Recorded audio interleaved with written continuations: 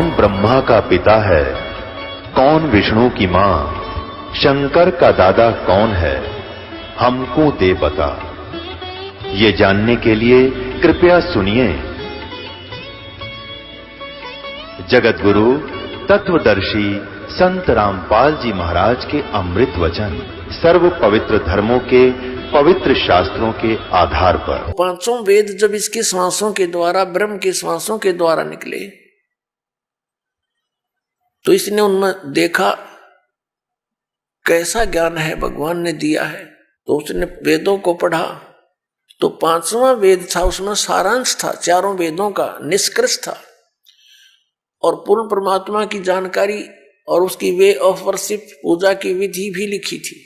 वो घबरा गया कि इन प्राणियों को जो मेरे अंतर्गत आगे हैं, इनको यदि पूर्ण परमात्मा का और वहां के सुख का ज्ञान हो गया तो ये सब भाग जाएंगी ऐसी साधना करके। इसलिए इसने उस पांचवें वेद को नष्ट कर दिया। चार वेद दे दिए जिनमें गोलमोल ज्ञान है। गोलमोल का अर्थ क्या है, भावार्थ क्या है कि इसमें महिमा तो है परम अक्षर ब्रह्म की, और केवल पूजा की विधि है ब्रह्म तक की। जैसे यजुर्वेद अध्याय नंबर 40 के मंत्र नंबर 15 में लिखा है कि ओम कर्तु समर किलबे समर कर्तुम समर। ओम नाम का जाप काम करते करते सिमरण करो, विशेष कसक के साथ सिमरण करो, श्रद्धा के साथ, पूरी आस्था के साथ, और मनुष्य जीवन का मूल कार्य जानकर ओम नाम का स्मरण करो। ये ओम नाम ब्रह्म का, और महिमा इसमें बता रखी है, परम अक्षर ब्रह्म है जिसकी पूजा से पूर्ण मोक्ष होता है। उसके ऐसे चिन्ह हैं, वो ऐसी लीला करता है। अपने आत्मा दास के सत्संग में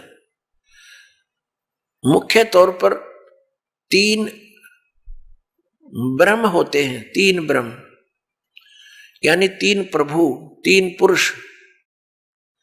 एक सरब्रह्म, एक अक्षर ब्रह्म, एक परम अक्षर ब्रह्म। दूसरे शब्दों में एक सरपुरुष, एक अक्षर पुरुष और एक परम अक्षर पुरुष। तीसरे शब्दों में ईश्वर, परमेश्वर। ये तीन मुख्य प्रभु हैं। मुख्य तो वैसे एक है, लेकिन हमारे सदग्रंथों में जो विशेष ज्ञान दिया है इन तीनों के विषय में। और इसके पश्चात तीन प्रभु और माने हैं, रजगुण श्री ब्रह्मा जी, सतगुण श्री विष्णु जी और तमगुण श्री शंकर जी, और आदि शक्ति प्रकृति देवी ये दुर्गा है।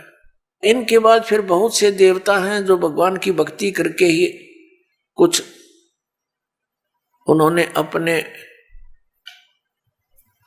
टायर में हवा भर ली, यानी परमात्मा की कुछ भक्ति संग्रहित करके, और वो कुछ सिद्धि युक्त हो करके अन्य प्राणियों से श्रेष्ठ बने दिखाई देते हैं, वो भी देवता है। यानी श्री ब्रह्मा जी रजगुण, श्री विष्णु सतगुण, श्री शिव जी तमोगुण, ये अन्य देवताओं में हैं। और ये हमारे इस तत्व ज्ञान के अंदर मुख्य तौर पर प्रभु नहीं गिने जाते। दूसरे शब्दों में दास कहे कि ये भगवान नहीं है, ये ईश नहीं है, स्वामी नहीं है, भगवान नहीं है। तो ये बात जनसाधारण के गले उतरे नहीं, विशेषकर पवित्र हिंदू समाज के पुण्यकर्मी प्राणियों के, क्योंकि हमारे धर्मगुरुओं ने हमें उल्टा पाठ पढ़ा दिया। और एक दिन से नहीं, हजारों वर्षों से यही पाठ हम सुनते आ रहे हैं कि ब्रह्मा विष्णु महेश सर्वेश्वर हैं, इनका कोई जन्म मृत्यु नहीं होता, इनकी कोई माता पिता नहीं है, ये स्वयंभू है। तो जिस कारण से दास ने ये शब्द बोल दिया कि ये भगवान नहीं है, ये बात एक बहुत विवादप्रस्त हो जाएगी यदि प्रमाण नहीं दिखाया गया। तो आपको प्रमाण दिखाते हैं। एक समय इस शिवपुराण के अंदर लिखा है, पवित्र शिवपुराण के अंदर, कि श्री ब्रह्मा जी रजगुण और श्री विष्णु जी सतगुण का आपस में विवाद हो गया, झगड़ा हो गया। ब्रह्मा जी कहते हैं कि मैं सबका उत्पत्ति करता हूं, विष्णु तू मेरा पुत्र है। विष्णु जी कहते हैं तू मेरी नाभि कमल से उत्पन्न हुआ है, तू मेरा पुत्र है। वो कहता मैं तेरा बाप, वो कहता मैं तेरा बाप। दोनों का युद्ध हो गया। उस युद्ध की शांति के लिए इस काल भगवान ने, जो इनका पिता है, जिसको ये सदाशिव कहते हैं पौराणिक, और ये हिंदू धर्म के गुरु जी, उस सदाशिव ने इनके बीच में एक स्तंभ खड़ा कर दिया, तेजों में पिलर, बहुत लंबा चौड़ा लिंग स्तंभ। तो ये लड़ना तो भूल गए, उसके और छोर को खोजने में लग गए। जब दोनों असफल रहे तो फिर वो सदाशिव, जो इनका पिता है ब्रह्मा जी, विष्णु जी, शिव जी का, वो शिव रूप धारण करके वहां खड़ा हो गया। फिर उनको ज्ञान बताने लगा, कहने लगा कि तुम अपने आप को भगवान मान बैठे, तुम भगवान नहीं हो, यू आर नॉट गॉड। अपना आत्मा दास का है तो विदक जा, इनके इतिहास बताते हैं तो आपको स्वीकार्य होगा। ये देखिए, ये है श्री शिव महापुराण हिंदी टीका सहित भाग 1। श्री शिव महापुराण विद्या अवरिधि पंडित ज्वाला प्रसाद जी मिश्र कृत हिंदी टीका सहित, खेमराज श्री कृष्णदास प्रकाशन मुंबई। इतने ये यहां से प्रकाशित है। हम इसके, ये देखिएगा, इसके पृष्ठ नंबर 11 से हम शुरू करेंगे। ये है विद्वेश्वर संहिता भाग 1 छठा अध्याय। नंदी केश्वर बोले, हे योगीधर, आगे एक समय विष्णु भगवान शेष शैया पर अपने गुरुड़ आदि पार्षदों से संयुक्त लक्ष्मी सहित शयन करते थे। उस समय ब्रह्म ज्ञानियों में श्रेष्ठ ब्रह्मा जी, अब यहाँ के ही से ब्रह्म ज्ञानी है, देखियो, अपनी इच्छा से ही वहां आए। सब प्रकार सुंदर सेज पर शयन करते हुए कमल लोचन विष्णु जी से पूछने लगे, तुम कौन हो जो मुझे देखकर अभिमानी पुरुष के समान शयन करते हो? हे वत्स, हे बेटा। ब्रह्मा जी कह रहे हैं विष्णु जी को, हे वत्स, हे बेटा, उठो, देखो मैं तुम्हारा स्वामी आया हूं, तेरा मालिक आया हूं। आए हुए गुरु को देखकर जो अभिमान करता है, उस द्रोही मूड का प्रायश्चित होना उचित है। यह सुनकर विष्णु जी के अंतर में तो क्रोध हुआ, अंदर तो बड़ा गुस्सा आया, पर ऊपर तो शांत बने रहे, परंतु बाहर से शांत रहे और बोले, हे वत्स, हे बेटा, तुम्हारा मंगल हो, बैठो, इस आसन पर विराजमान हो। अब विष्णु जी कहे, उसने ब्रह्मा जी को कहा, जा बेटा बैठ जा। इस समय तुम्हारा नेत्र कुटिल और मुख वक्र यानी टेढ़ा क्यों हो रहा? गुस्से में हो रहा था ब्रह्मा जी। ब्रह्मा जी बोले, हे वत्स, हे बेटा विष्णु, तुमको समय के प्रभाव से अभिमान है। हे पुत्र, मैं तुम्हारा रक्षक और जगत का पिता मैं हूं। विष्णु जी बोले, यह तो सब जगत मुझ में सतीत है, तुम चोर के समान किस प्रकार अपना कहते हो? तुम मेरी नाभि कमल से उत्पन्न हुए हो, इससे मेरे पुत्र हो। मुझे पुत्र कहना सर्वथा व्यर्थ है। नंदीकेश्वर बोले, इस प्रकार ब्रह्मा विष्णु दोनों ही रजोगुण से मुग्ध होकर विवाद करने लगे।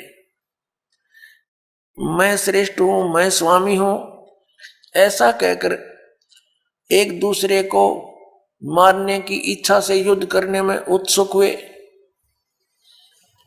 अब देखो, संपूर्ण देवता विमान में बैठकर वो तो लठ बजाने तैयार हो रहे हैं, और हमारे देवता फिर क्या क्रिया करते हैं। तब संपूर्ण देवता विमानों में बैठकर उस महा अद्भुत युद्ध को देखने चले आए और आकाश में उनके ऊपर फूल बरसाने लगे। वारे देवताओं, बताइए, देवताओं के काम है। दो भाई लड़ भी रहे हैं किसी कारण से, भले पुरुषों का काम है उनका बीच बचाड़ा करके छुटवावे, उनसे युद्ध बंद करवावे, और ये देवता फूल बरसावे। कहा मरो कटके, देखो कौन सा तगड़ा है। तो ये सारा काम बिगड़ा पड़ा पुण्यात्माओं इस तत्व ज्ञान के अभाव से। अब हम उस प्रसंग पर आते हैं कि जिसके अंदर ये कहा गया है इसी पवित्र पुराण में कि ब्रह्मा और विष्णु तुम भगवान नहीं हो, यू आर नॉट गॉड। देखिए, अब हम आगे हैं 17 पृष्ठ पे। और विद्वेश्वर संहिता भाग 1 अध्याय 9, ये वही प्रसंग यहां तक चल रहा। नंदीकेश्वर बोले, इस प्रकार भगवान ने उन नम्र हुए। अब क्या हुआ कि उन दोनों के बीच में, अभी आपको बताया था, उन दोनों ब्रह्मा और विष्णु जो लड़ रहे थे उनके बीच में एक पिलर खड़ा कर दिया तेजों में, लिंग बहुत लंबा चौड़ा, जिसका कोई और छोर उन दोनों को नहीं मिला। और फिर ये स्वयं प्रकट हो गया। कौन? इनका पिता, ये सदाशिव बोलते हैं इसको, ये काल ब्रह्म, जिसने गीता का ज्ञान दिया। अब यहां देखिए, हम तो आपको दिखाया था, फिर देखिए ये पृष्ठ 17 पे विद्वेश्वर संहिता भाग 1 अध्याय 9 पर नंदीकेश्वर बोले, इस प्रकार भगवान ने उन नम्र हुए ब्रह्मा और विष्णु पर अनुग्रह करके उनके युद्ध में परस्पर उनकी सेना मारी गई थी उस सब को, यहां देखें, उन दोनों की अज्ञानता और वैर को दूर करने के अर्थ उनसे क्या कहा। काल भगवान ने, सदाशिव ने क्या कहा कि मेरे सकल और निष्कल यानी साकार और निराकार में भेद से 2 रूप हैं, परंतु और ईश्वर नहीं है, मेरे अतिरिक्त कोई प्रभु नहीं है। इस कारण उनके 2 रूप नहीं हो सकते। पहला सतम रूप और दूसरा पीछे मूर्तिमान रूप धारण किया। इसमें ब्रह्म रूप निष्कल है, ये निष्कल है, निष्फल नहीं, और ईश्वर रूप सगुण है। मेरे ये दोनों रूप सिद्ध हैं, दूसरे किसी के नहीं हो सकते। इस कारण तुम दोनों को अथवा दूसरों को ईश्वर तव की प्राप्ति नहीं हो सकती। तुमने जो अज्ञान से अपने को ईश माना, तुमने अज्ञान से अपने को ईश यानी भगवान माना, यह बड़ा अद्भुत हुआ। उसके दूर करने को ही मैं रण स्थान में आया। अब तुम दोनों अभिमान त्याग कर मुझ ईश्वर में अपनी बुद्धि लगाओ। मेरे प्रसाद से लोक में सब अर्थ प्रकाश होते हैं। मैं ही परब्रह्म हूं। अब ये काल बोल रहा है, अब यहां विचलित कर रहा है इनको। मैं ही परब्रह्म हूं, मेरा ही कल अकल रूप है। ब्रह्म होने से मैं ईश्वर हूं। अनुग्रह आदि मेरा कृत्य है। सर्वव्यापी होने से और जगत के वर्धक होने से मैं ब्रह्म हूं। हे ब्रह्म केशव, समतव और व्यापक होने से मैं आत्मा हूं। मैं इस सब का ईश हूं, यह मेरा है, मेरे सिवाय किसी दूसरे का नहीं है। प्रथम तो ब्रह्म तो ज्ञान के निमित्त निष्कल ब्रह्म का प्रादुर्भाव हुआ। 18वें पृष्ठ पर चलते हैं।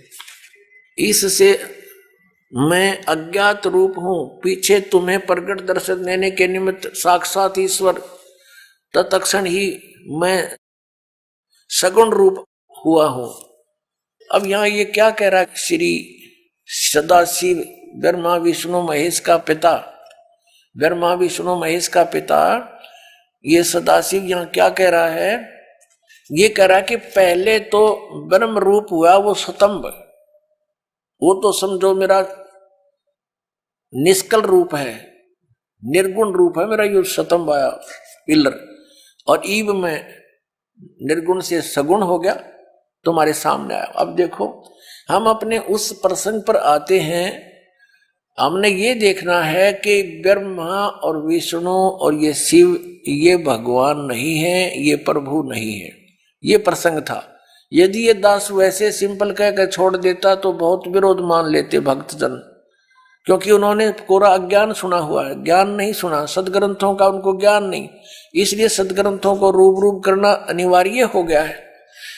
अब आगे ये क्या कहता है देखिएगा, ये पृष्ठ नंबर 18 अध्याय 10 चल रहा है, पृष्ठ नंबर 18 पे, और शिवपुराण वेदवेश्वर संहिता भाग 1 10वां अध्याय हम यहां पढ़ते पढ़ते आ गए। 9वां अध्याय यहां समाप्त हो गया। जो हमने यहां पढ़ लिया, इससे मैं अज्ञात रूप हूं, पीछे तुम्हें प्रगट देने के लिए निमित्त साक्षात ईश्वर, तत्क्षण ही मैं सगुण रूप हुआ हूं। अब यहां नीचे आ जाएंगे इसके। इति श्री शिव महापुराणे विद्वेश्वर संहिता भाषा टीकायाम 9वां अध्याय, ये 9वां अध्याय इति हो गया, समाप्त हुआ। अब 10वां शुरू हो गया, ये 10वां। अब हम यहां 10वें में पढ़ रहे हैं नीचे। हे पुत्रों, ब्रह्मा और विष्णु को इनका पिता वो सदाशिव काल कह रहा, हे पुत्रों, यह कृत आपने तप से प्राप्त किया है, जो कि सृष्टि की उत्पत्ति और पालन कहता है, सो मैंने प्रसन्न होकर तुम्हें दिया है। इसी प्रकार दूसरे 2 कृत रुद्र और महेश्वर को प्रदान किए हैं। अब देखो, जो दास सिद्ध करना चाहता है, एक तो ब्रह्मा और विष्णु और फिर रुद्र और महेश्वर, ये 4, इनसे 5वां है यू सदाशिव, जो ब्रह्मा विष्णु महेश जी के पिताजी हैं। और इनकी माता कौन है? वो दुर्गा है। वो भी दिखाएंगे आपको सदग्रंथ में, देवी पुराण के अंदर दिखाएंगे। अब यहां देखिएगा, यहां स्पष्ट हो गया कि ऊपर तो इन दोनों के विषय में बोला है, पुत्रों, यह कृत आपने तब से प्राप्त किया है, जो कि सृष्टि उत्पत्ति और पालन कहता है। इन दोनों का ये जॉब है। मैंने प्रसन्न होकर तुम्हें दिया। देखो, हींग लगी ना फटकड़ी इसकी। तब तो कह रहा है कि तुमने तप किए, घोर तप किए। इसमें लिखा है कि विष्णु जी ने 12,000 वर्ष तक घोर तप किया, ब्रह्मा जी ने इतने वर्ष तक तप किया। तो कहता है इस तप के बदले में मैंने खुश होकर तुम्हें दिया है। बता, इन की भलाई इन्हीं को सौंप दी। अपनी तरफ से क्या दिया इसने? पहले इनसे डले डुआई हठ योग करो, सिद्धि युक्त हो गए। अब फिर रिमोट अपने हाथ में लेकर इनको कहा तुम सृष्टि करो। सब जीवों को यहाँ पर स्थिति उत्पत्ति संहार ये अपने पुत्रों से करवाता है और स्वयं खाता है सबको। ये काल है। गीता जी अध्याय नंबर 11 के श्लोक नंबर 32 में कहता है, मैं काल हूं अर्जुन, और अब प्रकट हुआ हूं, अब आया हूं मैं, अब प्रवृद्ध हुआ हूं। और श्री अर्जुन जी पूछ रहे हैं कि हे महानुभाव, आप कौन हो? मैं आपसे परिचित नहीं हूं। अरे अर्जुन का साला था श्री कृष्ण, और उससे अपरिचित हो गया इतनी जल्दी? क्योंकि वो श्री कृष्ण था ही नहीं, श्री कृष्ण में प्रवेश वो काल था। और जब बाहर निकल कर देखा तो उसका इतना रूप हो बाहर निकल गया उससे, जब विराट रूप दिखाया श्री कृष्ण तो ओझल हो गया, दिखाई भी नहीं दे रहा था उनकी रोशनी के अंदर। और अर्जुन कह रहा, पूछ रहा आप कौन हो, मैं आपको पहचान नहीं पा रहा हूं। तो वो काल था, वो कहता मैं काल हूं और सबका नाश करने के लिए अब प्रवृत्त हुआ हूं। तो ये इनका पिता है। और वो क्या कह रहा है कि ब्रह्मा और विष्णु तुम्हें दो जो कृत जॉब दिए हैं, तुम्हारे को दो विभाग दे दिए। एक तो उत्पत्ति विभाग, रजोगुण विभाग से उत्पत्ति होती है, ब्रह्मा जी को रजोगुण युक्त कर दिया और विष्णु जी को सतोगुण युक्त कर दिया, और तीसरे अपने पुत्र को तमोगुण युक्त कर दिया, अपना स्वरूप बना लिया। कहते सदाशिव कहता है जब ये खड़ा है कि मैं इन्हीं के रूप, ये मेरे ही स्वरूप में है। और ये कैसे छल करता है, जब किसी को विष्णु रूप में दर्शन देता है तो उसमें अपना विष्णु रूप धारण कर लेता है और उसी विष्णु रूप में संबोधन करता है, तो उस कारण से विष्णु पुराण बन गई। और जिसमें इस शिव रूप में धारण करके किसी को ज्ञान दिया है तो उसके आधार से शिव पुराण की रचना होगी। ये है वो काल जो कहता मैं कभी अपने ओरिजिनल रूप में किसी के समक्ष नहीं होता, मेरे कर्म और जन्म अलौकिक हैं। गीता जी के अध्याय नंबर 4 के 5 और 9 में इसने स्पष्ट किया है। और साथ में कहा है कि जब धर्म की ग्लानि होती है, मैं अपने अंश, अपने आत्मा, अपने अंश अवतारों का सृजन करता हूं, उनको यहां प्रकट करता हूं, भेजता हूं, उत्पन्न करता हूं, जैसे श्री राम, श्री कृष्ण आदि। आप देखिएगा नीचे, अब ये दास दो सिद्ध करना चाहता है कि दो तो ये ब्रह्मा और विष्णु हो गए, इस प्रकार दूसरे दो कृत रुद्र और महेश्वर को प्रदान किए हैं। दो अच्छी 4 हो गए ना, एक रुद्र एक महेश्वर, और 5वां यू बोलने लग रहा। अब आगे हम चलते हैं, ये प्रमाणित करते हैं। ये देखिएगा यहां पर, ये प्रश्न नंबर 19 है।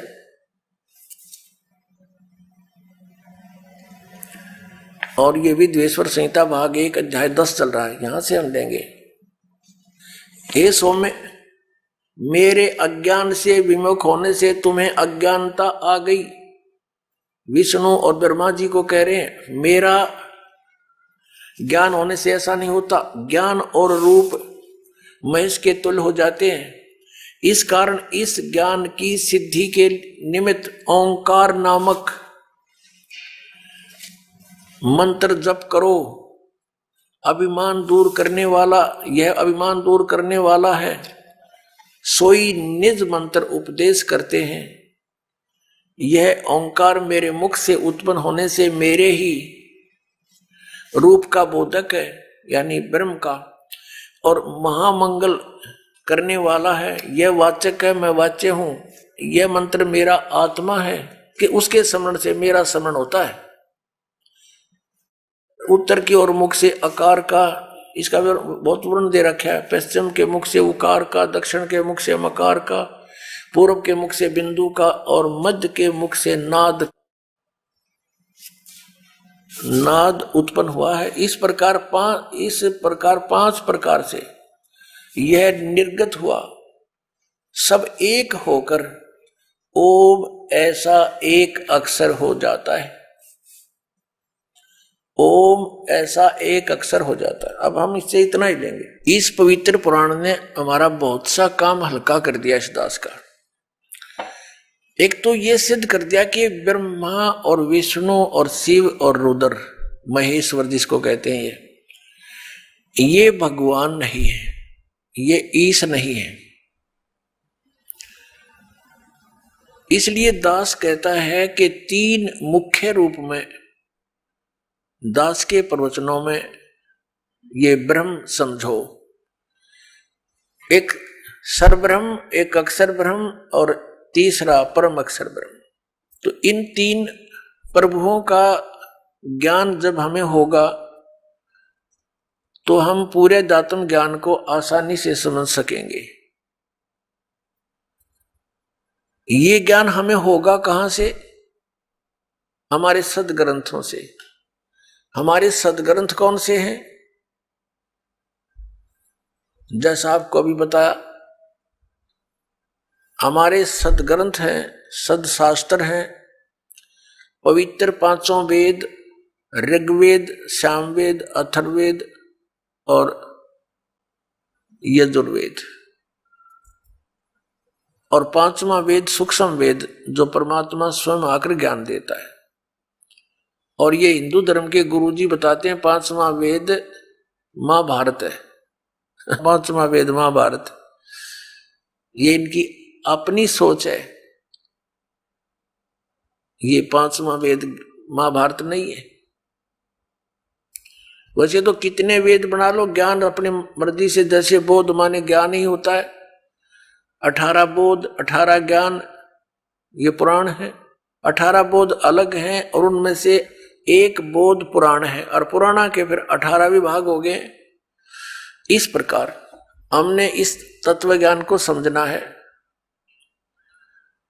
प्रसंग चला है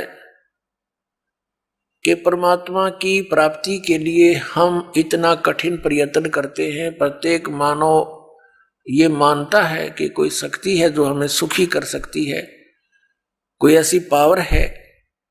तो उसकी उस समर्थ शक्ति को किसी ने तो अपने हिसाब से किसी देव को मान लिया कि ये समर्थ शक्ति है, दूसरे ने मान लिया ये ऐसी समर्थ शक्ति है, ये है पूर्ण परमात्मा, किसी ने किसी को। तो ये निर्णय कहां से होगा कि पूर्ण परमात्मा कौन है? जैसे आपके समक्ष श्री ब्रह्मा जी रजगुण, श्री विष्णु सतगुण, श्री शिव जी तमगुण, ये तो रिजेक्ट हो गई, ये गॉड नहीं है, ईश नहीं है, क्योंकि इन्हीं के इतिहास में लिखा है, इनके पिता ने बोला है, सदाशिव ने कह दिया। ठीक है, अब ये सदाशिव कौन है? ये कहता मेरा एक ओम अक्षर है। ओम अक्षर किसका है? ब्रह्म का। तो ये ब्रह्म ही सदाशिव रूप में प्रकट हो गया। जैसे गीता ज्ञान देते समय इसने अपना वास्तविक रूप दिखाया श्री कृष्ण से बाहर निकल के, और इतना लंबा चौड़ा ऊपर तेज बहुत घना इसके शरीर में, और इसके भयंकर रूप को देखकर अर्जुन जैसा योद्धा भी कांप रहा है और कह रहा है कि भगवान आप तो देवताओं को भी खा रहे हो, सिद्धों की सिद्ध भी आपके, ऋषि भी आपके सामने मंगल कामना कर रहे हैं, आप किसी को नहीं बख्श रहे हैं। तो 11वें अध्याय के 32वें श्लोक में कहता है कि मैं काल हूं भाई और अपरिवर्त हुआ हूं। श्री कृष्ण काल नहीं थे। श्री कृष्ण जी ने पहले कभी अपने आप को काल नहीं कहा, बाद में कभी उसने काल नहीं कहा, और उनके पास आकर के सब ग्वाल बाल गोपिकाएं तथा पशु पक्षी भी प्यार पाते थे। तो श्री कृष्ण काल नहीं थे, ये काल था श्री कृष्ण यानी विष्णु जी के पिताजी, जो इनको भी यहां अज्ञान से परिपूर्ण करके रोके हुए। अपनात्मा उस कौन से परमात्मा की हम भक्ति करें, इसका निर्णय हमारे सदग्रंथों में। सदग्रंथ आपको बता दिया, ये 5 वेद और इन 4 वेदों का निष्कर्ष संक्षेप श्रीमद् भगवत गीता में इस ब्रह्म ने ही बोला है, जो अभी विष्णु और ब्रह्मा जी को कह रहा था कि तुम ईश नहीं हो, तुमने अपने आप को ईश मानकर, कर्ता मानकर बहुत भारी गलती की है, बड़ा अचरज किया है, असंभव बात की है तुमने, कही है तुमने। तो ये भगवान नहीं है, ये तो क्लियर हो गया। और ये गीता ज्ञान दाता यही है, ब्रह्म है, सरपुरुष है, श्री कृष्ण में प्रवेश करके बोलता है। ये स्वयं कभी किसी के समक्ष नहीं आता, इसने प्रतिज्ञा कर रखी है। श्रीमद् भगवत गीता अध्याय नंबर 7 के श्लोक 24 और 25 में यही गीता ज्ञान दाता, ये ब्रह्म, ये काल, सदाशिव जिसको कहते हैं, ये कहता कि मैं कभी किसी के समक्ष अपने वास्तविक रूप में नहीं आता। मुझ अव्यक्त को यह व्यक्तिम आपनम मनन्ते, ये बेबुद्धि के लोग, मंदबुद्धि के व्यक्ति मुझे श्री कृष्ण मान रहे होंगे व्यक्ति रूप में प्रकट। आई एम नॉट कृष्ण, मैं अपनी योग माया से छुपा रहता हूं, मैं कभी किसी के समक्ष नहीं आता। ये मेरा अनुत्तम एक नियम है, घटिया नियम है और अविनाशी अटल नियम है कि मैं कभी अपने वास्तविक रूप में, जो ये मेरा रूप है, असली मैं काल हूं, मैं किसी के समक्ष नहीं आता। तो ये कहता है कि मुझे ये कृष्ण मान रहे हैं, मैं कृष्ण नहीं, मैं गुप्त अपने कार्य जो करता हूं, मेरे कर्म और जन्म अलौकिक हैं। श्रीमद् भगवत गीता अध्याय नंबर 4 के श्लोक नंबर 5 और 9 में इसने स्पष्ट किया है। इसके जन्म और कर्म अलौकिक कैसे हैं, ये अभी आने वाले समय में आपको बताएंगे। यहां प्रसंग चल रहा है कि 3 पुरुष हैं। अब साथ में एक कंसेप्ट और क्लियर करना पड़ेगा कि कौन से सदग्रंथ हैं जिनको हम प्रमाणिक माने। जैसे उपनिषद हैं, कोई कठोर उपनिषद है, कोई मांडुक्य उपनिषद है। ये मांडुक्य नाम का एक ऋषि था, उसने जैसा वेदों को समझा और जो अपना भक्ति विधि अपनाई और उससे जो उसको अनुभव हुआ, उसने अपना अनुभव लिख दिया। वो उस मांडुक्य ऋषि का अपना अनुभव है। उस उपनिषद में जितना भी ज्ञान वेद और गीता से मिलता है तो वो वेद और गीता का है, बाकी का उस मांडुक्य के अपने घर का है, वो हमें मान्य नहीं है, जो वेद विरुद्ध है। ऐसे ही अन्य उपनिषद समझे आप। तो ये ऋषि कृत है और ये वेद और गीता ये परमात्मा कृत है, प्रभु कृत है। गीता जी के अंदर थोड़ी सी भिन्नता है। जैसे जो ज्ञान वेदों वाला है वो सही है, कुछ ज्ञान में इसने अपनी अटकल लगाई है। ब्रह्म ने जो वेदों में ज्ञान दिया वो तो पूर्ण परमात्मा ने दिया है, इसके अंदर फीड कर दिया, इसका उसमें कोई रोल नहीं रहा। लेकिन आगे इसने ज्ञान दिया है तो ये बीच में इसका ये कहा जाता है कि ब्रह्म दत्त, ये ब्रह्म ने दिया ज्ञान। जैसे ये जीव है, ये है तो भगवान का, और जिस मां से जन्म ले लिया तो वो फिर उसका अधिकार मानती है कि मेरा है, ऐसा समझ लीजिए। और फिर उसी का ही कहा जाता है, बोला जाता है व्यवहार में। तो ऐसे ही चारों वेद पूर्ण परमात्मा ने दिए थे, इसके अंदर फीड कर दिए थे अंतःकरण में ब्रह्म के, सरपुरुष के। इस सरपुरुष ने, ब्रह्म ने अपने श्वासों के द्वारा इसको बाहर निकाला, अपने आप निकल के समय आने पर समुद्र के अंदर फिर इसने बाद में चारों को छुपा दिया था, जो बाद में सागर मंथन करने पर ब्रह्मा जी को प्राप्त हुए। एक इसने नष्ट कर दिया, 5वां वेद, जो जिसके देने के लिए परमात्मा को स्वयं आना पड़ता है। प्रत्येक युग में आते हैं और वो सच्चिदानंद घन ब्रह्म की वाणी वो स्वयं बोलकर हमें ज्ञान देकर जाते हैं, हमारा कल्याण करवाते हैं। तो उस वेद ज्ञान को इसने भी पढ़ा, उसके आधार से फिर इसने गीता में वेदों वाला ज्ञान दिया।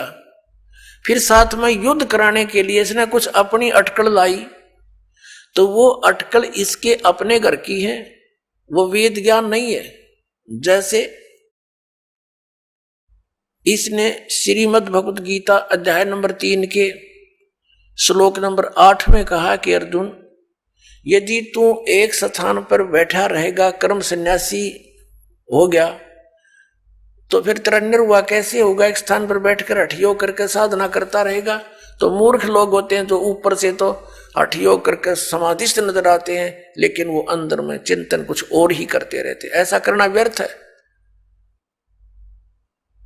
फिर छठे अध्याय के 10, 11, 12, 13, 14, 15 तक इसने क्या बताया है?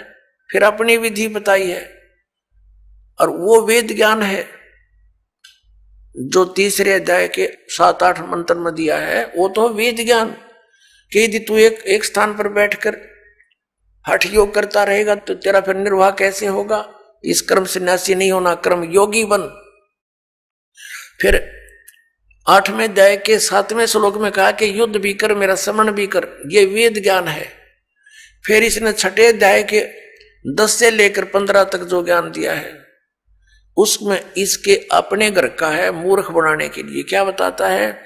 एक स्थान पर, अलग स्थान पर बैठ जा, नीचे कुसा हो, डाब हो, ऊपर मृगशाला हो, उसके ऊपर एक सुंदर कपड़ा हो स्वच्छ, फिर वो ना ऊंचा हो ना नीचा हो, ऐसा आसन हो, उस पर बैठकर अपने नाक के अग्रभाग पर ध्यान लगा और मन और इंद्रियों को रोक। ये इसके घर का ज्ञान है। वहां तो कह रहा है वो वेद ज्ञान है कि तू एक स्थान पर बैठा रहेगा, तू हठयोग करता रहेगा, तेरा निर्वाह कैसे चलेगा। और यहां ये अटकलबाजी अपनी बता रहा है। अब जैसे वो वेद ज्ञान कैसे है और ये वेद ज्ञान क्यों नहीं है, ये भी जानना अनिवार्य है। यजुर्वेद अध्याय नंबर 40 के श्लोक मंत्र नंबर 15 में स्पष्ट किया है कि वायु अनिलम अमृतम अथिदम बसमांतम शरीरम ओम कर्तु समर किलबे समर और कर्तुम समर। ओम नाम का सिमरण काम करते करते कर, विशेष कसक के साथ कर और मनुष्य जीवन का परम कर्तव्य जानकर ओम का सिमरण कर। ऐसे ही सूक्ष्म वेद में कहा है परमेश्वर ने, नाम उठत नाम बैठत नाम सोवत जागवे, नाम खाते नाम पीते नाम से ती लागवे। नाम उठत नाम बैठत नाम सोवत जागवे, नाम खाते नाम पीते नाम से ती लागवे। काम करते करते, चलते फिरते, उठ के बैठ के, जब भी जैसे भी सुविधा हो, उठते चलते नाम का सेवन कर और नाम से मोक्ष होगा। केवल नाम ही है मोक्ष का। बाकी जो अन्य साधनाएं हैं, जो हठ योग आदि हैं, वो मोक्ष मार्ग नहीं है। उससे अन्य उपलब्धियां होती हैं जो मोक्ष मार्ग में सहयोगी नहीं, बाधक होती है। उसे सिद्धियां आ जाती हैं, प्रभुता बन जाती है, फिर वो भगवान स्वयं प्रभु बन जाता है, प्रभु को भूल जाता है, उसका दुर्भाग्य होता है। तो इसलिए हमने वही क्रियाएं करनी चाहिए जिससे हमारा मोक्ष हो, हमें मोक्ष प्राप्ति हो। अब यह प्रसंग चल रहा है, हम उसी पर आते हैं कि जो वेदों वाला ज्ञान श्रीमद् भगवद गीता में है वो बहुत ज्यादा है। थोड़ी सी अटकल है इसकी अपनी। तो इसकी अटकल कैसी है, जैसे दूसरे अध्याय के 37 और 38 में एक बार तो कहता है कि अर्जुन तू सब लाभ हानि को भूल जा और युद्ध कर ले, और फिर तुरंत लाभ और हानि याद दिला रहा है कि यदि तू युद्ध में मारा गया तो स्वर्ग की प्राप्ति होगी, और यदि युद्ध में जीत गया तो तू पृथ्वी का राज भोगेगा, तेरे दोनों हाथों में लड्डू। तो ये इसकी अपनी बकवाद थी, जो उसको केवल युद्ध कराना ही उद्देश्य रखा हुआ था।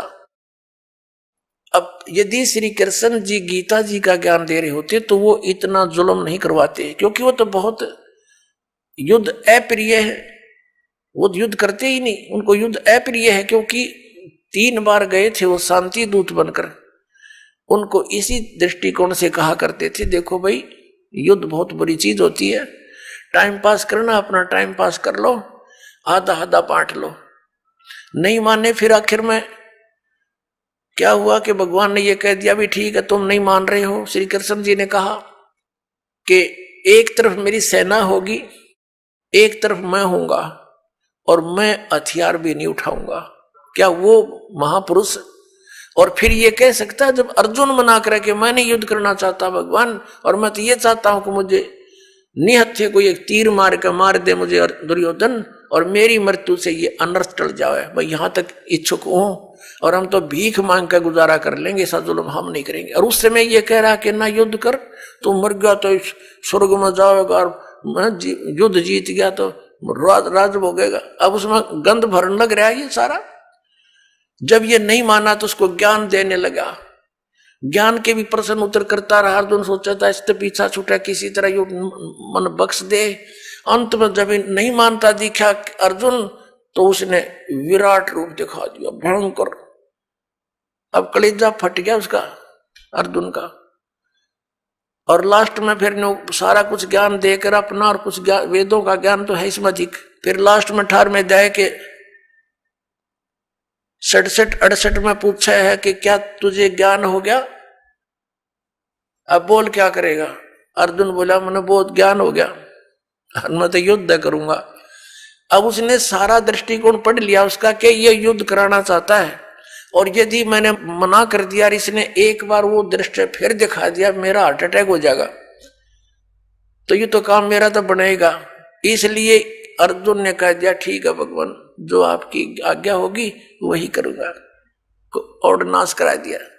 अब हम आते हैं उसी निष्कर्ष पर, अपने आज के विषय पर।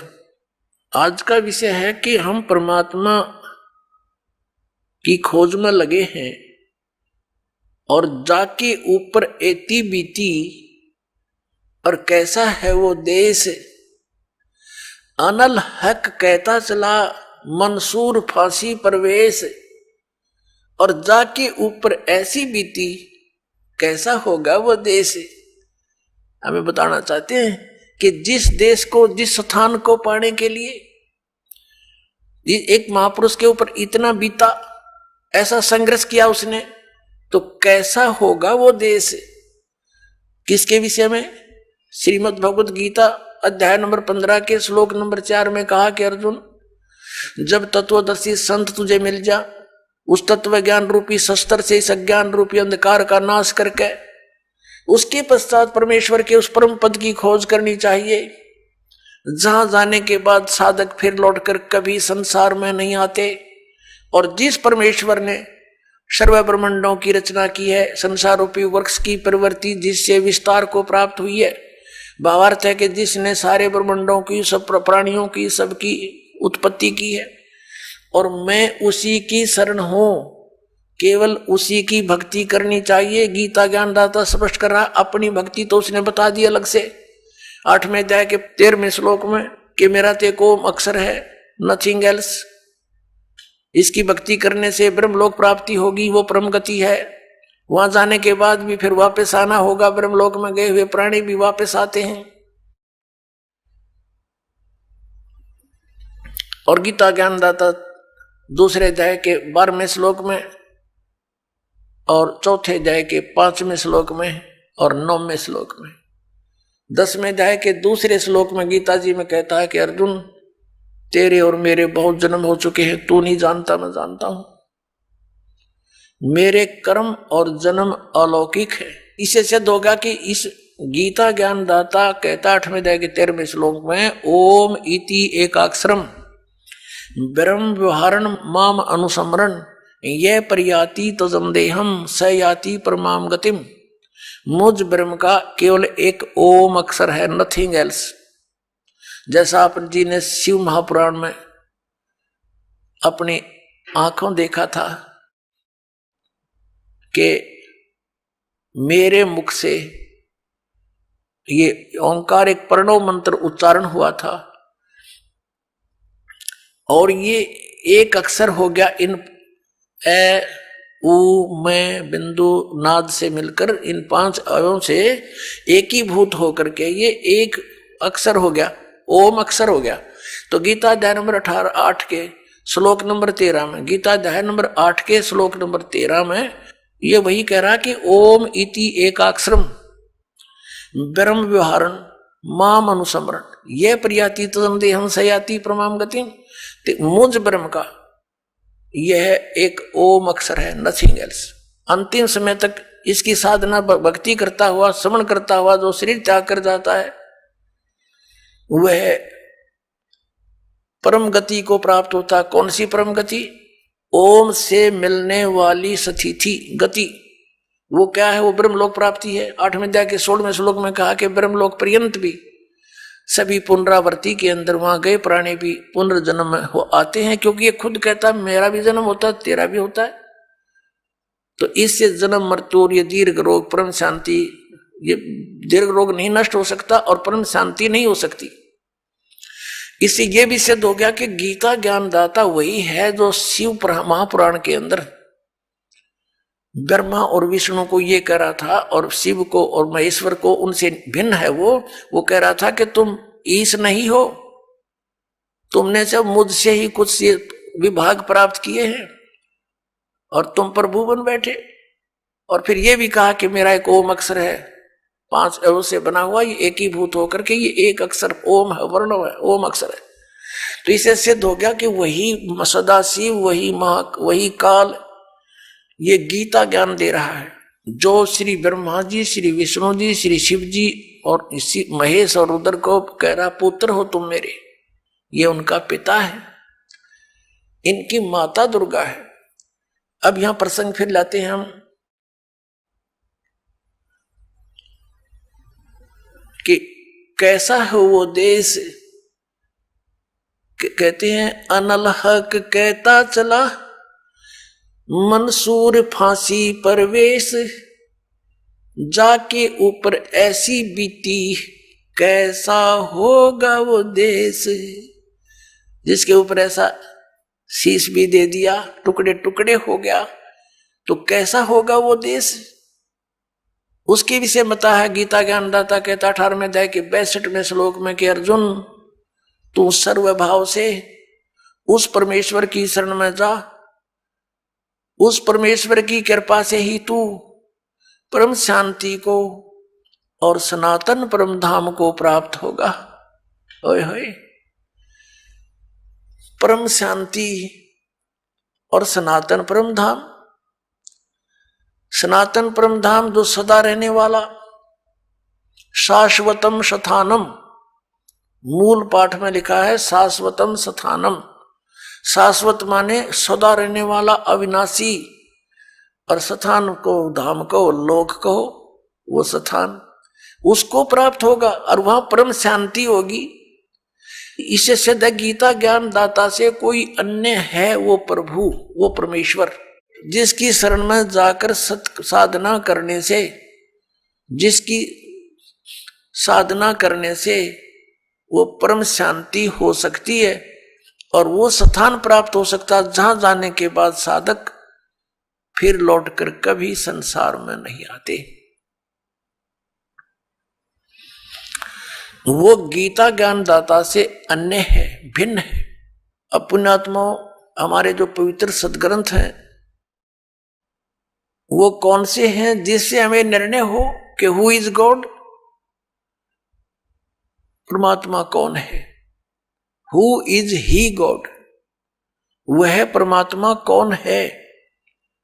उस परमेश्वर की शरण में जाने के लिए गीता ज्ञान दाता कह रहा है उस परमेश्वर की शरण में जाओ, वह परमेश्वर कौन है और कहां प्रमाण है और उसकी साधना का मंत्र कौन सा है और किसको सत्य माने। श्रीमद् भगवत गीता अध्याय नंबर 16 के श्लोक नंबर 23 और 24 में कहा है, अर्जुन जो शास्त्र विधि को त्याग कर मनमाना आचरण करते हैं उनको न तो सुख हो, न उनकी गति हो और न ही उनको कोई सिद्धि प्राप्त हो सकती, अर्थात यूजलेस, व्यर्थ। फिर 24वें श्लोक में कहा कि अर्जुन इससे तेरे लिए कर्तव्य और अकर्तव्य की व्यवस्था में शास्त्र ही प्रमाण है। शास्त्रों में वर्णित विधि अनुसार ही साधना करेगा, उसी ज्ञान पर आरूढ़ रहेगा तो तुझे लाभ होगा, अन्यथा कोई लाभ नहीं। अपनात्मा, पवित्र हिंदू धर्म के धर्म गुरु आदरणीय शंकराचार्य जी माने जाते हैं। आदि शंकराचार्य जी जिसने ये 4 मठों की स्थापना की। आइए अब हम उन श्रद्धालुओं के अनुभव जानते हैं जो जगत गुरु तत्वदर्शी संत रामपाल जी महाराज जी से दीक्षा प्राप्त कर चुके हैं तथा उनके द्वारा बताए गए भक्ति मार्ग पर चल रहे हैं। सर नमस्कार। नमस्कार सर। क्या नाम है जी आपका? मेरा नाम अनिल कुमार वर्मा है जी। कहाँ से आए आप? मैं श्री गंगानगर राजस्थान से आया हूँ जी। संत रामपाल जी महाराज जी से नाम दीक्षा कब ली? मैंने संत रामपाल जी महाराज से नाम दीक्षा 15 जून 2012 को ली जी। उससे पहले क्या भक्ति साधना करते थे? उससे पहले हम इष्ट देव हनुमान जी, कुल देवता रामदेव जी, माता के शेरावाली की भक्ति करते थे, शिव जी, हनुमान जी, जो भी व्रत वगैरह भी करते थे, तीर्थों पर भी जाते थे, तो जो भी अनुपासना है वो किया करते थे जी। ये जो रामदेव जी का आपने जिक्र किया, इनका क्या बैकग्राउंड है? काफी मान्यता है इनको लेकर के राजस्थान में। ये जी लोक देवता है राजस्थान के और ये विष्णु अवतार हैं, मतलब राजस्थान के कलयुग में इनका अवतार हुआ है विष्णु अवतार में।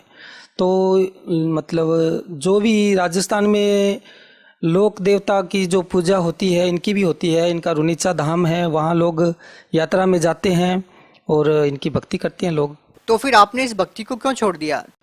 सर एक्चुअल में क्या है कि हम जो भक्ति ये जो आन उपासना किया करते तो थे, मगर करते करते मतलब हमें वो लाभ नहीं मिल रहा था जो शास्त्र विधि अनुसार मिलना चाहिए, वो हमें लाभ नहीं मिल रहा था। हमारी जैसे मैं बताता हूँ, हमारे जो ये कुल देवता में जैसे रामदेव जी का मैंने आपको जिक्र किया है, तो मेरी शादी को 15 साल हो गए थे। 2003 में शादी हुई मेरी, और हम इनकी भक्ति भी करते थे। तो घर में मतलब संतान प्राप्ति का कोई हमें लाभ नहीं हो रहा था। तो हमें ये प्रश्न उठता था कि हमारे ये कुल देवता हैं और हमें इनकी भक्ति भी कर रहे हैं, फिर कभी कोई व्रत भी कर रहे हैं, इनको छोड़ के हनुमान जी की शरण में जाना पड़ता है, हनुमान जी को छोड़ के माता की शरण में जा रहे हैं, फिर सभी को छोड़ के किसी पूछने जो मतलब पूछा देते हैं उनके पास जाना पड़ता है, किसी तांत्रिक के पास भी जाना पड़ता है, घूम घुमा के फिर वो लास्ट में कोई कहता है जी चौराया पूज लो, यहाँ शराब चढ़ा दो, ये कोई बकरे मांग रहा है। ये मतलब हमें संतुष्टि नहीं थी कि भक्ति क्या है। तो हम इनकी भक्ति करते करते इस हिसाब से दुखी भी थे जी।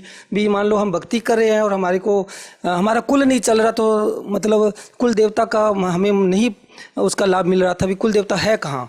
हमें मतलब जो भी इनकी जो भक्ति करते थे कोई आस पास के गांवों में, वहाँ हम जाते थे, यात्रा भी जाते थे।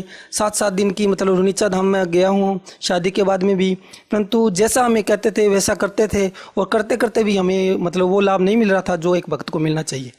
तो फिर आप संत रामपाल जी महाराज जी की शरण में कैसे आए? संत रामपाल जी महाराज की शरण में जी हमने इनकी पुस्तक मिली, संत रामपाल जी महाराज की हमें ज्ञान गंगा पुस्तक मिली। उसको जब हमने पढ़ा, क्योंकि हम शिक्षित वर्ग है, जब हमने पढ़ा और प्रमाण देखे कि परमात्मा की सद्भक्ति तो कोई और है। गीता जी में लिखा है उत्तम पुरुष तो अन्य, श्रेष्ठ परमात्मा तो कोई और है। और गीता जी के 18वें अध्याय के 62वें श्लोक में लिखा हुआ है शांति स्थानम प्राप्स्यसि, यानी शांति स्थान एक जो सुखमय स्थान है उसको प्राप्त करने की जो है विधि गीता जी में दी हुई है। फिर प्रमाण देखे भी तत्वदर्शी संत की शरण में जाना चाहिए। 4थे अध्याय के 34वें श्लोक में लिखा है कि उनको दंडवत प्रणाम कर, जो वो ज्ञानोपदेश दे उनके अनुसार भक्ति कर। फिर एक प्रमाण देखा कि ओम तत् सत इति निर्देश ब्रह्मण त्रिविधे स्मृते, 3 विधियों से सुमिरन करने वाला एक जाप है जिसे तत्वदर्शी संत ही खोल कर बताएगा। जब इतने प्रमाण देखे कि परमात्मा कोई और है, शांति स्थान हमारा कहीं और है, हमारा आत्मा का निज स्थान कोई और है, और संत रामपाल जी महाराज के जो भक्तों के अनुभव देखे, फिर पता चला कि मतलब हम जो भक्ति कर रहे हैं वो सही नहीं है, तो हमें इनका मतलब ज्ञान स्वीकार करना चाहिए।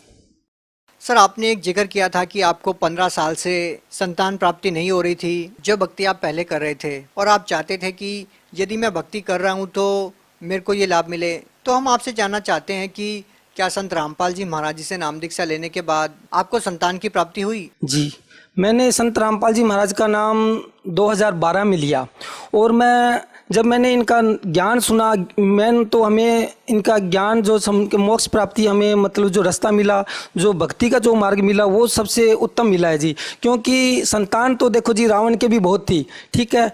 परमात्मा बताते हैं कि 1 लाख पूत 1.25 लाख नाती, रावण के घर में दीवान बाती। मतलब इतना होने के बाद भी अगर नाश होना है, किसी के श्राद्ध निकलवाने जा रहे हैं, हमारे मान लो जितने भी पूर्वज हैं उन्होंने भक्ति वही की जो उनको बताया गया, गीता जी के अनुसार का नाम लेकर के बताया गया, उन्होंने किया, व्रत भी किया, या कोई और भी किसी इष्ट की कर रहे हैं। जब लास्ट में बताया जाता है कि इनके तो श्राद्ध निकालो, तो बड़ा दुख होता है जी कि हमारे पूर्वजों के साथ ये क्या हुआ।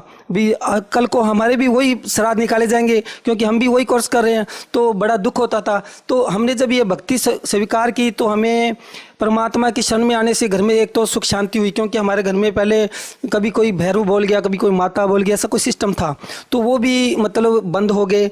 और जब संत रामपाल जी महाराज की शरण में आए तो इस ज्ञान आधार पे हम भक्ति में लगे रहे, और भक्ति के जो गुरुजी देते हैं, जो दिव्य मंत्र देते हैं, उनके जाप से हमें मतलब संतान प्राप्ति हुई है। 2003 में मेरी शादी हुई थी, 2018 में मुझे पुत्र रत्न की प्राप्ति हुई है, जो कि संत रामपाल जी महाराज की कृपा से हुई है। लेकिन सर, लोग कहेंगे कि ये एक मेडिकल समस्या है, आपको मेडिकल चेकअप करवाना चाहिए, डॉक्टरों के पास जाना चाहिए। क्या बाबाओं के भरोसे संतान प्राप्ति का भरोसा रखना या विश्वास रखना क्या सही है?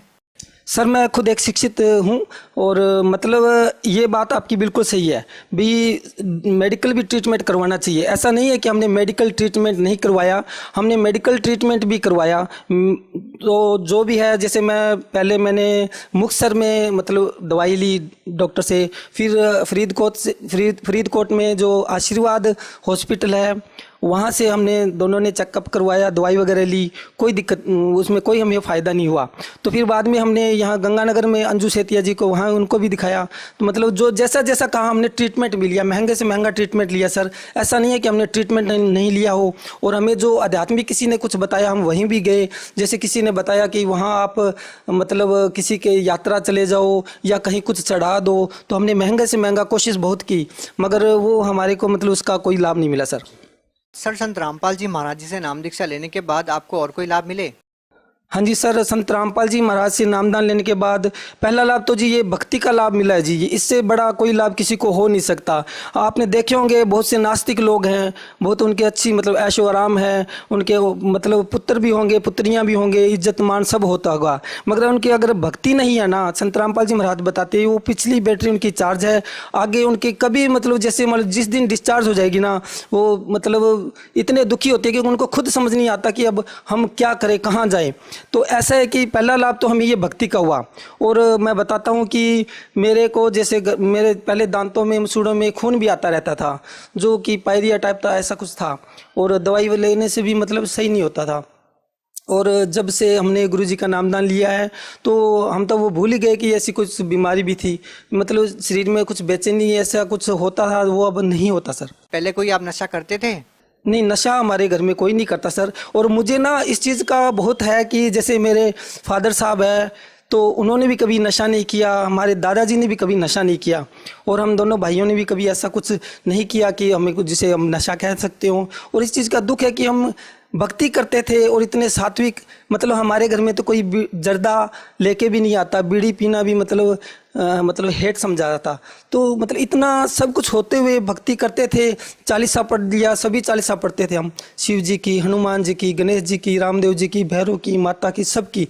और फिर घर में सुख नहीं होते थे, तो ऐसे लग रहा था हम एक एक्सपेरिमेंट कर रहे हैं खुद की लाइफ पर। तो फिर बाद में हमने जब प्रमाण देखे कि परमात्मा की भक्ति तो और है जो हम चलते फिरते कर सकते हैं। गुरुजी तो यहाँ तक बताते हैं कि बेटा ये भक्ति है, ये इसे आप ना किसी भी मतलब किसी स्थान पर बैठ के कर लेना चाहिए। मतलब आप सोते, खाते, पीते, काम करते, चलते फिरते कभी भी कर लेना, ये जाप काम करेंगे ही करेंगे। क्या आप मानते हैं कि संत रामपाल जी महाराज जी से जो भक्ति विधि प्राप्त करके जो लोग परेशान है वो सही हो सकते हैं? सर संत रामपाल जी महाराज की जो भक्ति है ना दी हुई, ये प्रमाणित भक्ति है सर। इनके जो जाप हैं ये भी सर प्रमाणित भक्ति के जाप हैं। जिन भी महापुरुषों ने जो भक्ति करके अगर मोक्ष प्राप्ति की है ना, तो इस भक्ति के अलावा कोई भक्ति नहीं है कि जिसको मतलब हम भक्ति कह सके। क्योंकि आदरणीय नानक साहिब जी, मीरा जी, भाई घिसादास जी, दादू जी, मलुकदास जी, इन्होंने जो भी भक्ति की है प्रमाण है कि इन्होंने परमात्मा कबीर साहब की भक्ति की है। आप भगत समाज को क्या संदेश देना चाहते हैं? भगत समाज को यही संदेश है, यही प्रार्थना है कि आप संत रामपाल जी महाराज का जो शास्त्रानुसार जो सद्भक्ति है उसे आप पहले समझिए, ये कहना क्या चाह रही हैं। शास्त्रों में जो प्रमाणित भक्ति है वो ही दे रहे हैं। संत रामपाल जी महाराज अपने आधार पर मतलब अपनी तरफ से जोड़कर कुछ नहीं कह रहे। सदग्रंथों में जो प्रमाणित है, एक जो सच्चा गुरु अपने शिष्यों को मतलब किस आधार से पढ़ाता है, इस हिसाब से क्या है कि आत्मा के लिए हमें सतगुरु की ज़रूरत होती है। इसलिए सतगुरु मनाना ज़रूरी है। हमें यहाँ का सुख भी मिलेगा और हमें सतलोक का सुख भी देने के लिए संत आए हुए हैं। जी धन्यवाद। सत साहिब जी।